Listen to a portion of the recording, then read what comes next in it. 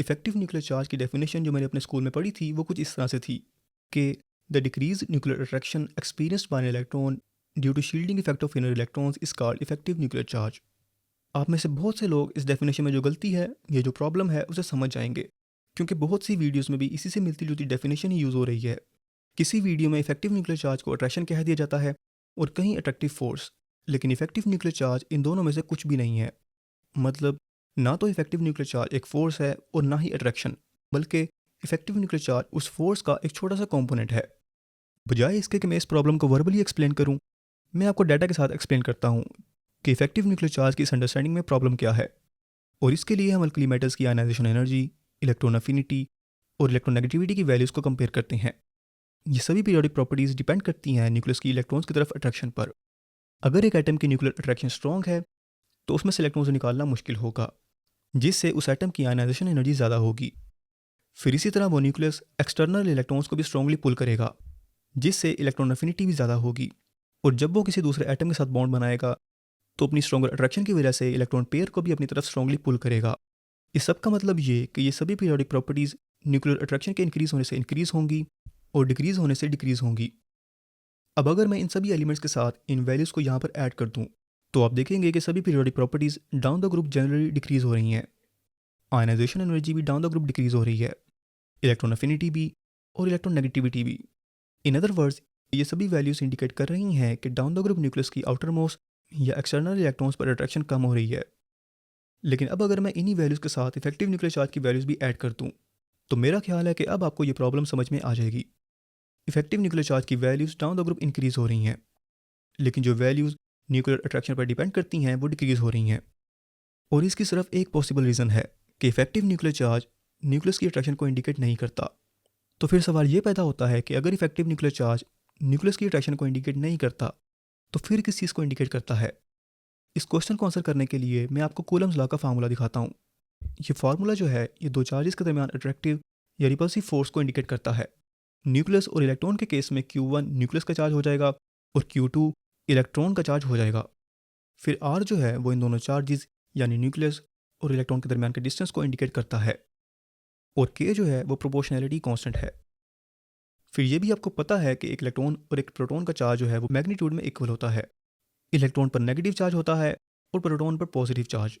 तो इसीलिए हम प्रोटॉन के चार्ज के मैग्नीट्यूड को भी E के साथ रिप्रेजेंट कर देते हैं। लेकिन क्या सारे न्यूक्लियस पर सिर्फ एक प्रोटॉन का इक्वल चार्ज है? तो ऐसा नहीं है। किसी भी न्यूक्लियस पर टोटल चार्ज कैलकुलेट करने के लिए हम प्रोटॉन्स के चार्ज को उस एटम के एटॉमिक नंबर से मल्टीप्लाई कर देते हैं। अब अगर हम इन सभी चार्जेस के मैग्नीट्यूड को अपने इस फार्मूले में पुट कर दें तो हमें कुछ इस तरह की इक्वेशन मिल जाएगी, जिसे हम इस तरह से भी अरेंज कर सकते हैं। ये इक्वेशन एक न्यूक्लियस और इलेक्ट्रॉन के दरमियान जो आइडियल केस में एक्सपेक्टेड फोर्स ऑफ अट्रैक्शन है उसे इंडिकेट कर रही है। लेकिन एक्चुअल में जो इलेक्ट्रॉन पर फोर्स ऑफ अट्रैक्शन एक्ट करती है वो इस एक्सपेक्टेड फोर्स के इक्वल नहीं है।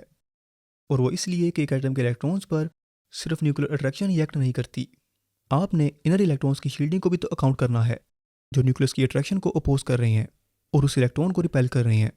और इसीलिए एक्चुअल अट्रैक्टिव फोर्स कैलकुलेट करने के लिए हम इस एक्सपेक्टेड फोर्स में से शील्डिंग फैक्ट की रिपल्शन को माइनस कर देते हैं और तभी हमें एक इलेक्ट्रॉन पर एक्ट करने वाली एक्चुअल अट्रैक्टिव फोर्स मिलती है।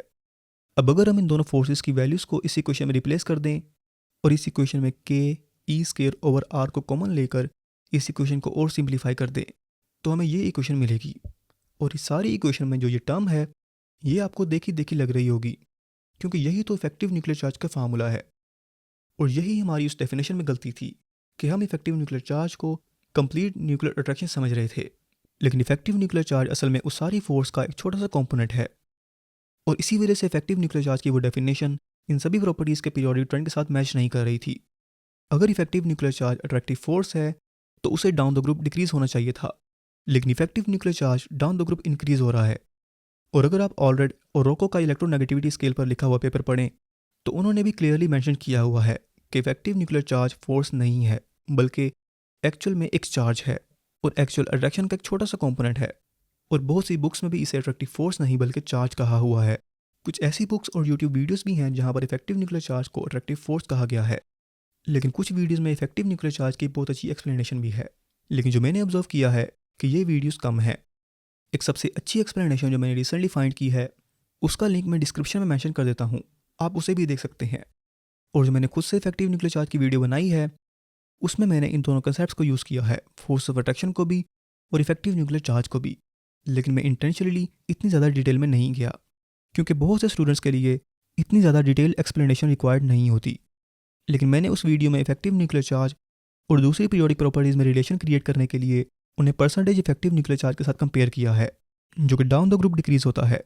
लेकिन अगर हम पीरियोडिक प्रॉपर्टीज़ के डाउन द ग्रुप डिक्रीज होने के ट्रेंड को जस्टिफाई करना चाहते हैं तो हम इस फार्मूले को यूज़ करेंगे, जो कि न्यूक्लियर अट्रैक्शन को डिफरेंट फैक्टर्स के साथ रिलेट कर रहा है। तो अब अगर हम इस फार्मूले को ऑब्जर्व करें तो हम देखेंगे कि इस फार्मूले में के तो प्रोपोर्शनैलिटी कांस्टेंट है और ई की वैल्यू भी कांस्टेंट है और वो भी कभी चेंज नहीं होगी। तो इसीलिए इफेक्टिव न्यूक्लियर अट्रैक्शन सिर्फ दो चीज़ों पर डिपेंड करती है, इफेक्टिव न्यूक्लियर चार्ज पर और इलेक्ट्रॉन और न्यूक्लियस के दरमियान के डिस्टेंस पर। इफेक्टिव न्यूक्लियर अट्रैक्शन का इफेक्टिव न्यूक्लियर चार्ज के साथ तो डायरेक्ट रिलेशन है, लेकिन डिस्टेंस के साथ इनवर्स रिलेशन है। तो down the group even though कि इफेक्टिव न्यूक्लियर चार्ज इंक्रीज कर रहा है, लेकिन आउटर मोस्ट इलेक्ट्रॉन और न्यूक्लियस के दरमियान जो डिस्टेंस है वो भी डाउन द ग्रुप इंक्रीज करता है, क्योंकि number of shells down the group increase होते हैं।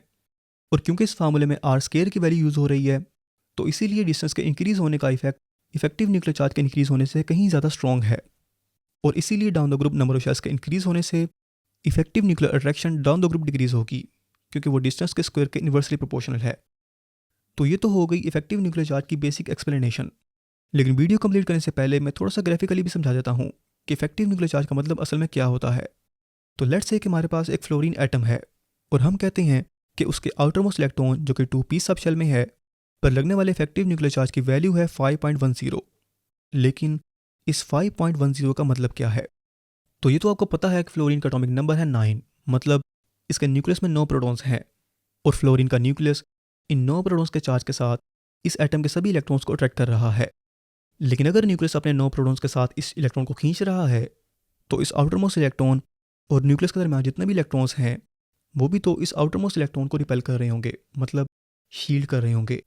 तो इस रिपल्शन की वजह से ऐसा फील होता है कि फ्लोरीन एटम अपने न्यूक्लियस के 9 प्रोटॉन्स के साथ इस आउटर मोस्ट इलेक्ट्रॉन को अट्रैक्ट नहीं कर रहा, बल्कि इस आउटर मोस्ट इलेक्ट्रॉन को इस तरह से फील होता है कि न्यूक्लियस 5.10 प्रोटॉन्स के चार्ज के साथ इसे अट्रैक्ट कर रहा है और 3.9 प्रोटॉन्स का चार्ज आउटर मोस्ट इलेक्ट्रॉन्स तक नहीं पहुंच रहा। रियलिटी में तो न्यूक्लियस अपने 9 के 9 प्रोटॉन्स के साथ आउटर मोस्ट इलेक्ट्रॉन्स को खींच रहा है, लेकिन इनर इलेक्ट्रॉन्स न्यूक्लियस की इस अट्रैक्शन को अपोज करते हैं और इस आउटर मोस्ट इलेक्ट्रॉन्स को ऐसा लगता है कि फ्लोरीन एटम के न्यूक्लियस में 5.1 प्रोटॉन्स हैं जो उसे अट्रैक्ट कर रहे हैं। और यही इफेक्टिव न्यूक्लियर चार्ज का एक्चुअल कंसेप्ट है। और इसी के साथ यहाँ पर हमारी पीरियोडिक प्रॉपर्टीज़ अभी के लिए एंड होती हैं। फ्यूचर में इन पीरियोडिक प्रॉपर्टीज़ पर और भी वीडियोज़ आएंगी, लेकिन अभी मैं चाह रहा हूँ कि हम केमिकल बॉन्डिंग की सीरीज़ को स्टार्ट करें। तो नेक्स्ट हम न्यू सीरीज स्टार्ट करेंगे जिसमें हम केमिकल बॉन्डिंग को बिल्कुल डिटेल में डिस्कस करेंगे, क्योंकि केमिकल बॉन्डिंग केमिस्ट्री का मोस्ट इंपॉर्टेंट कंसेप्ट है, तो इसलिए हम भी इसे उतनी ही डिटेल में डिस्कस करेंगे। नेक्स्ट वीडियो में हम ये डिस्कस करेंगे कि आखिर एटम्स केमिकल बॉन्ड्स क्यों बनाते हैं। तो मिलते हैं आपसे नेक्स्ट वीडियो में, तब तक के लिए अल्लाह हाफिज़।